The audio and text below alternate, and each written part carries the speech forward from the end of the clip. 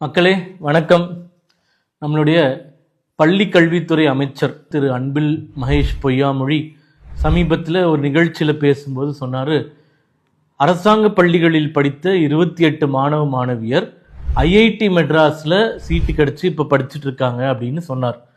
நான் கூட அதை பார்த்த உடனே ரொம்ப மகிழ்ச்சி அடைஞ்சேன். அதாவது ஜேடபிள்இ பிலிம்ஸு அட்வான்ஸ்லாம் எழுதி நம்ம பிள்ளைங்களை ஐஐடியில் கொண்டு போய் இந்த திராவிட மாடல் அரசில் சேர்த்துட்டாங்களோ அப்படின்னு சொல்லிட்டு அப்புறமா தான் தெரிஞ்சது அது ஒரு பித்தலாட்டம் அப்படின்னு. ஏன் பித்தலாட்டம் என்றால், அந்த மெயின் கோர்சஸில் இந்த 28 மாணவர்களும் சேரவில்லையாம். அதாவது அங்கே இருக்கக்கூடிய ஒரு ஆன்லைன் கோர்ஸ், ஐஐடி மெட்ராஸில் இருக்கக்கூடிய ஒரு online course, bachelor of sciences in data sciences, BS data sciences அப்படின்ற கோர்ஸ். இது படிப்பதற்கு என்ன அடிப்படை தகுதினா, 11, 12ஆம் வகுப்பில் மேக்ஸு இங்கிலீஷ் இந்த 2 சப்ஜெக்ட் இருந்தால் போதும்.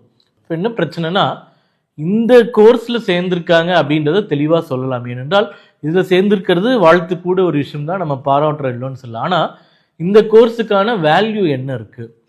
29,000 மாணவர்கள் இந்தியா முழுக்க இந்த கோர்ஸை படிக்கிறாங்க. சரி, அது ஒரு நல்ல கோர்ஸ்னே நம்ம வைத்துக்கொள்ளலாம்.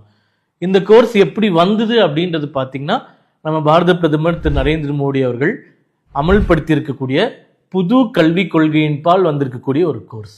அப்போ 2 விஷயங்கள். இந்த கோர்ஸில் படிக்கிறதுக்கு நீங்கள் கிரெடிட் எடுத்துக்கிறீங்கன்னா புதிய கல்விக் கொள்கைக்கு நீங்கள் ஆதரவு கொடுக்குறீங்கன்னு அர்த்தம். 2வது, இது மெயின் கோர்ஸா இல்லை ஒரு ஆன்லைன் கோர்ஸா?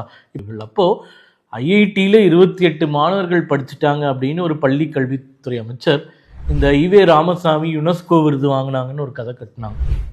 சரி, அது அண்ணன் தேடி பார்த்தா திராவிடர் கழகத்தில் ஒரு புத்தகமே போட்டிருந்தாங்க, யுனெஸ்கோவின் பார்வையில் பெரியார் அப்படின்னு சொல்லிட்டு வீரமணி போட்டிருந்தார். இது பள்ளி பாட புத்தகத்தில் இருந்தது. ஈவே ராமசாமிக்கு யுனெஸ்கோ அவார்டு கொடுத்தது அப்படின்னு சொல்லிட்டு.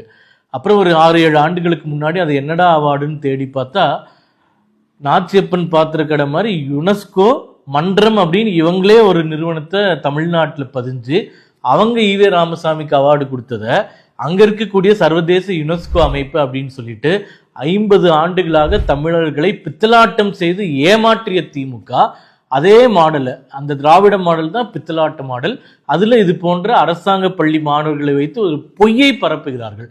நம்ம என்ன சொல்றோம்னா, இன்னைக்கு இருக்கக்கூடிய டிஜிட்டல் உலகத்தில் இந்த மாதிரி அப்பட்டமான பொய்களை பேசி மக்கள்கிட்ட இவ்வளவு கேவலமாக மாட்டிக்காதீங்க அப்படின்றது தான் நம்மளுடைய கோரிக்கையாக இருக்கின்றது. நன்றி, வணக்கம்.